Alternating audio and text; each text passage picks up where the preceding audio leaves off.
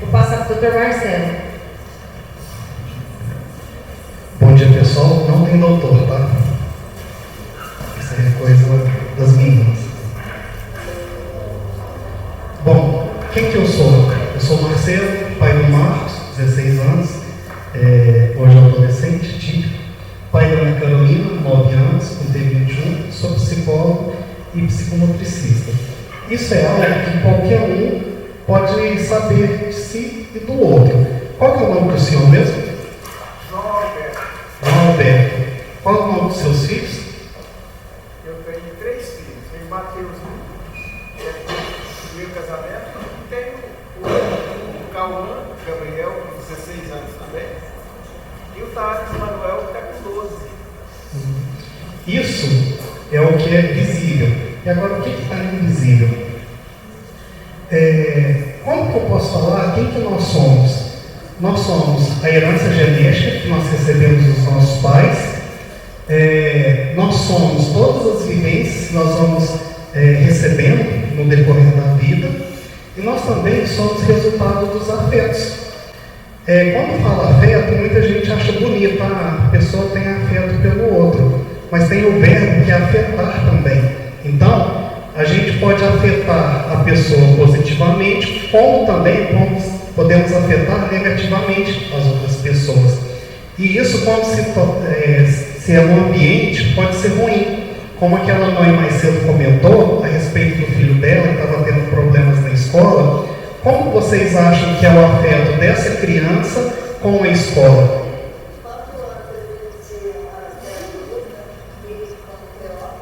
Peraí, isso aqui não é meu.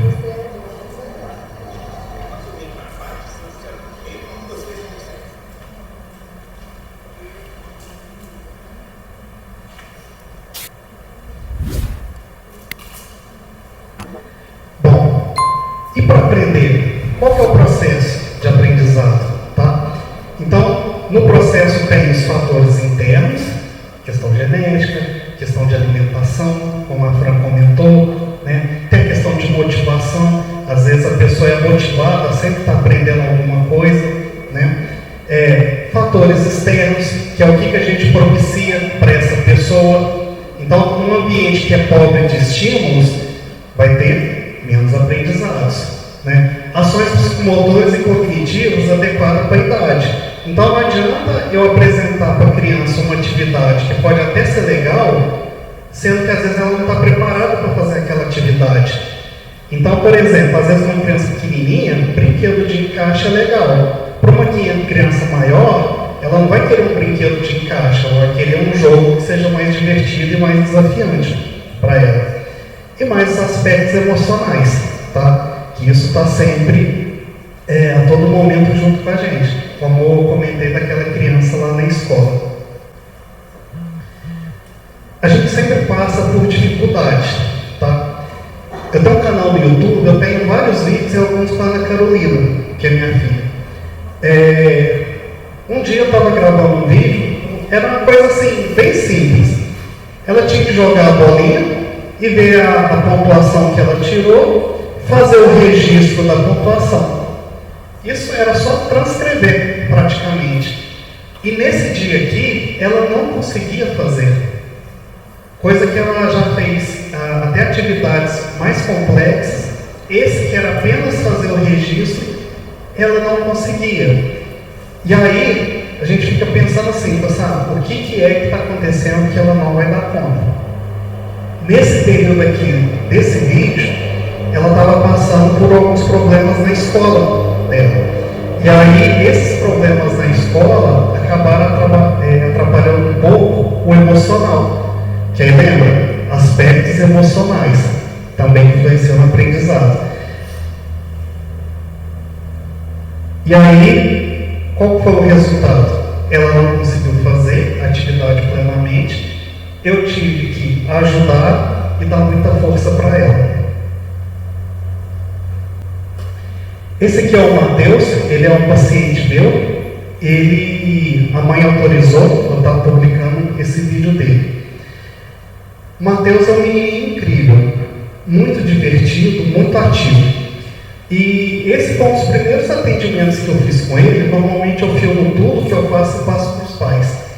E nessa atividade que eu fiz com ele estava com um pouco de dificuldade de estar encaixando algumas essas pecinhas aqui redondas com furo nessa base, tá? E aí eu vou colocar, num primeiro momento, ele com a dificuldade de estar fazendo, e depois, num outro momento, ele conseguiu. Me ajude a lidar com as frustrações. Me incentive. Vamos lá, você consegue. Não, você consegue. O que vocês podem me falar do primeiro momento? O que ele sentiu quando ele começou a empurrar as peças?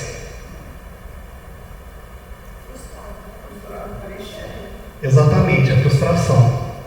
E aí, muitas crianças atípicas têm essa questão que precisa ser trabalhada, porque normalmente eles possuem algumas dificuldades.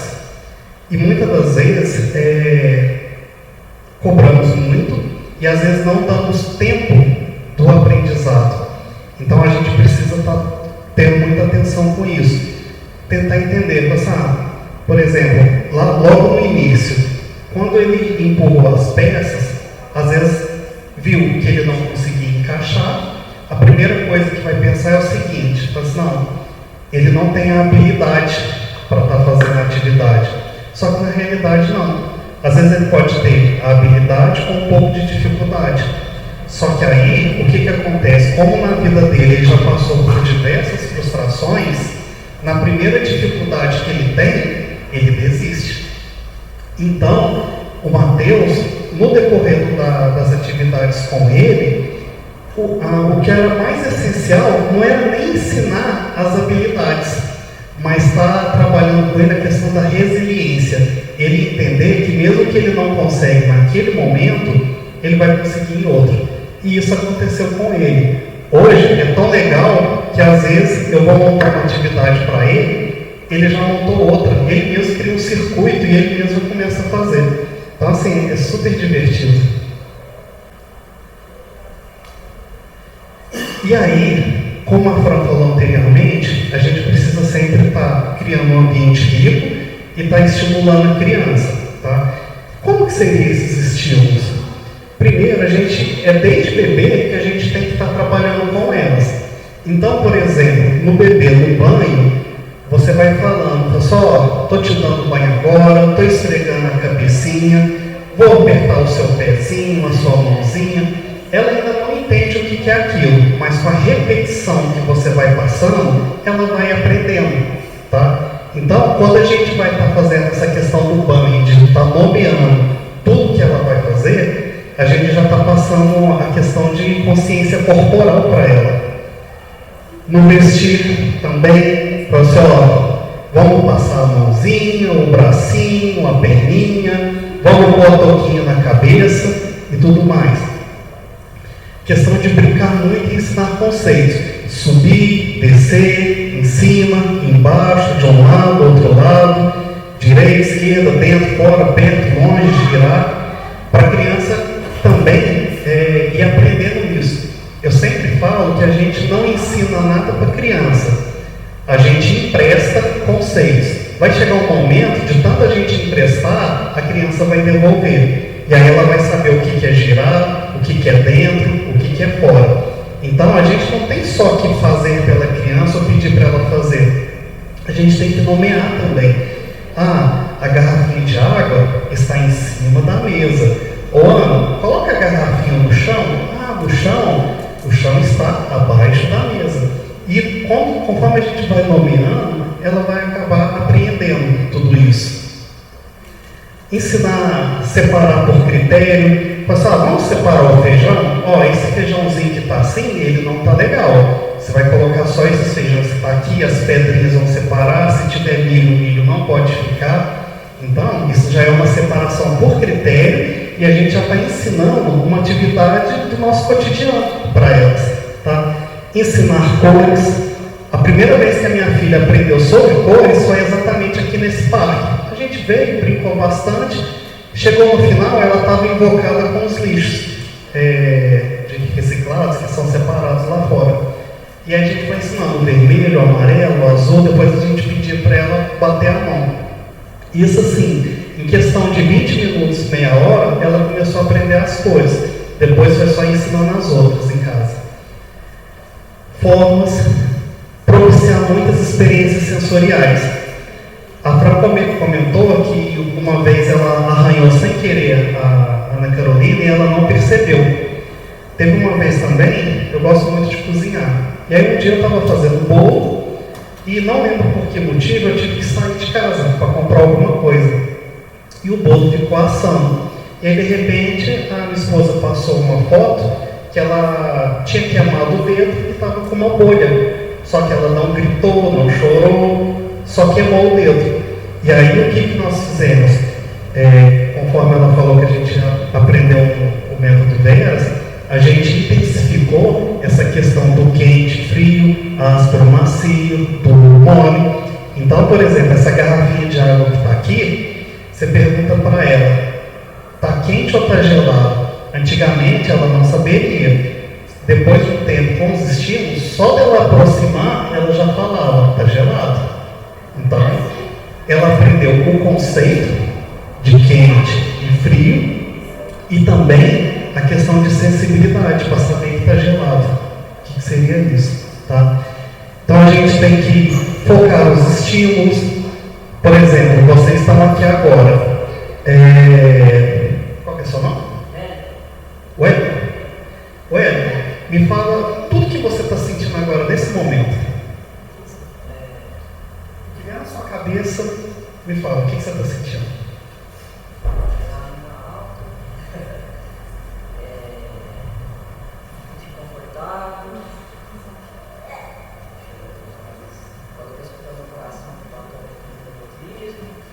Desculpa.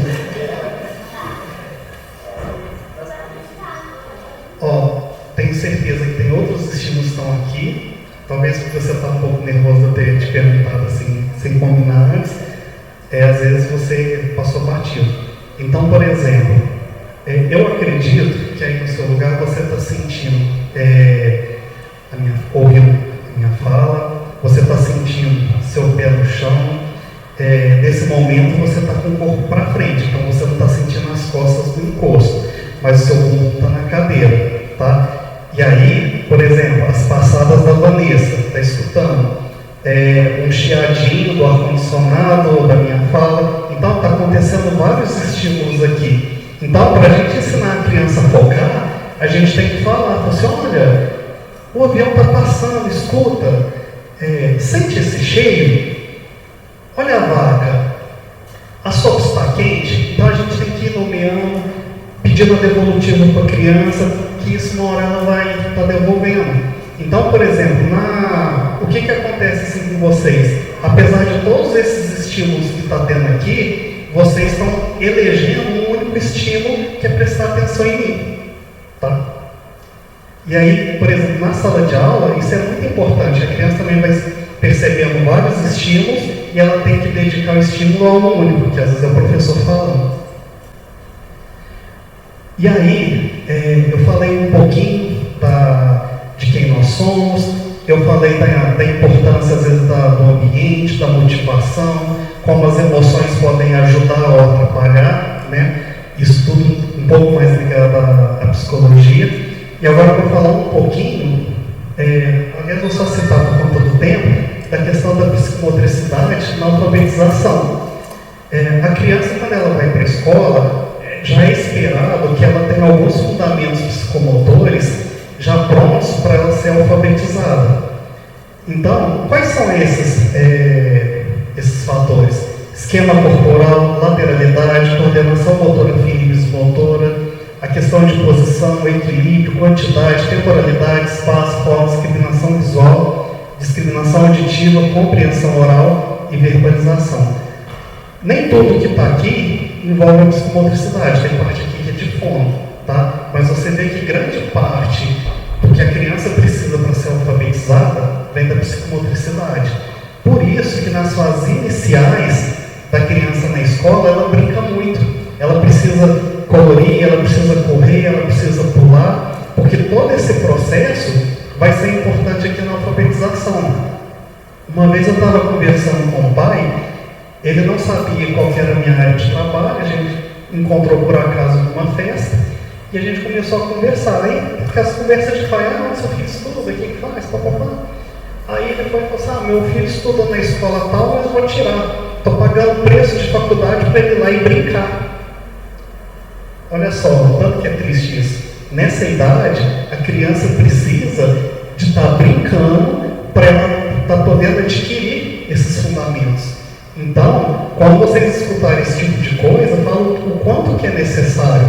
Se vocês pararem para pensar, antigamente, muitos de nós poderiam brincar de muitas coisas que os nossos filhos hoje não podem. A gente corria, soltava pipa, eu sumia de casa, ficava a manhã inteira fora, aparecia só perto da hora de tomar banho para ir para a escola. Hoje, a gente pensar que o nosso filho mais novo pode fazer isso, a gente fica até assustado, tá? Mas olha o quanto que eles são hoje privados de tudo isso, de tantos aprendizados.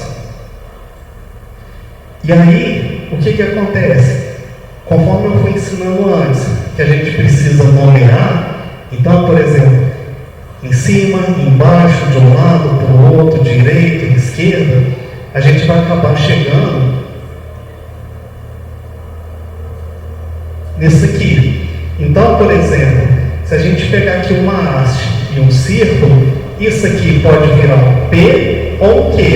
Então aqui, o círculo está na parte superior do lado direito, aqui está na parte superior do lado esquerdo. Se colocar na parte inferior do lado esquerdo, vira um D, inferior do lado direito, vira um B.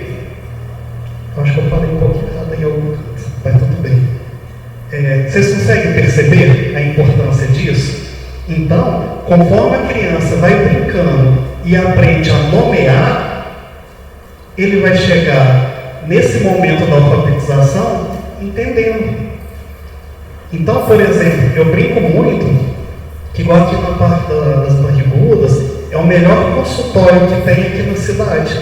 Porque a criança aqui ela pode fazer um monte de atividade que às vezes ela faz no consultório. Eu tive um paciente uma vez que a mãe enchia ele de terapia, fazia aba todos os dias da semana, ia comigo 3 vezes na semana, ia com outros profissionais. A criança tinha muitas atividades, fora natação, futebol. Era uma criança assim, com a agenda muito cheia. E eu falava para ela, pessoal, vamos fazer o seguinte, tira 2 dias do meu atendimento e leva ela no parque. E aí, com muito custo, ela trouxe a criança aqui um dia, no final de semana. E aí ela ficou frustrada. Por quê? Porque a criança não conseguia brincar com as outras crianças. Mas por que ela não consegue também? Porque ela não é exposta. Ela não é exposta. Então, como ela só fica dentro de consultório, ela precisa de alguém para poder mediar a brincadeira. E como a mãe não tinha essa expertise, a criança dela acabava ficando solta. Tá? Então, a gente tem que proporcionar essa questão do ambiente, expor a criança em atividades para ela poder aprender. Então, por exemplo, essa criança que está aqui na argola, o que vocês acham que ela está fazendo? Brincando ou aprendendo a escrever? As duas coisas. Que a partir do momento que ela está aqui nessa argola, ela está fazendo a dissociação do movimento de punho, fazendo a dissociação do movimento aqui no ombro, e tudo isso vai facilitar a escrita dela depois. Olha o punho movendo, olha o ombro mexendo. Então, quando ela faz uma atividade dessa, ela também está aprendendo a escrever. Então, brincar é o melhor estímulo.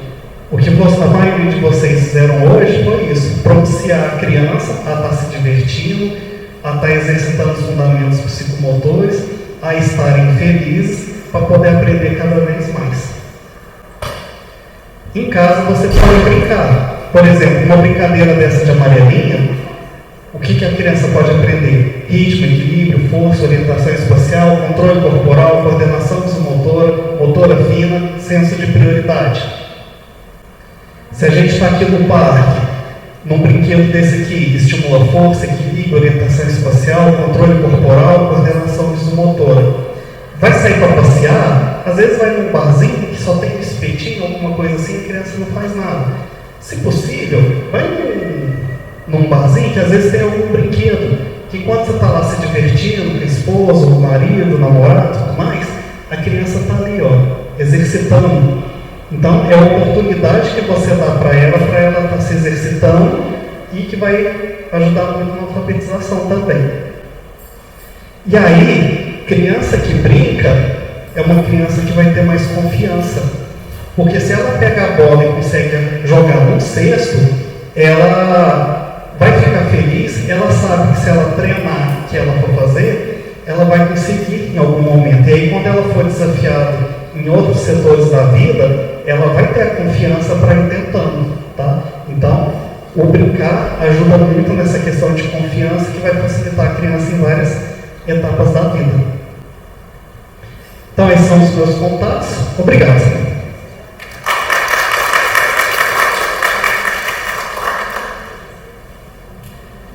Se não tiver perguntas, a gente encerra minha fala e passa para a próxima etapa. Obrigada, Marcelo. É importante a gente ver a função, a importância da psicomotricidade no desenvolvimento humano. Né? Eu acho uma área assim, que pouco visada, pouco valorizada, muito pouco discutida. Eu não tenho muita propriedade para falar, mas o Marcelo sabe a importância de todos essas habilidades que são adquiridas aí, principalmente primeira e segunda infância, né, Marcelo? E até um exemplo que eu gosto de dar próprio meu é o seguinte: eu tenho muita dificuldade de equilíbrio. Então, assim, coisas que geralmente tem que ter equilíbrio, lugares altos, né, lugar com água, me desregula muito justamente porque eu, assim, melhorei muito na fase adulta a questão da autoestima e da segurança. Mas isso tudo eram coisas que deveriam ter sido melhor trabalhadas lá, pequena, né, Marcelo? Para que fosse o quê? Uma adulta com mais equilíbrio, uma postura melhor, mais autoconfiante. Então, o que ajudaria? Brincadeiras, como amarelinha, andar em linha reta. Eu não consigo andar numa linha reta. Então, assim, são habilidades que não foram muito bem adquiridas, que é a importância da psicomotricidade.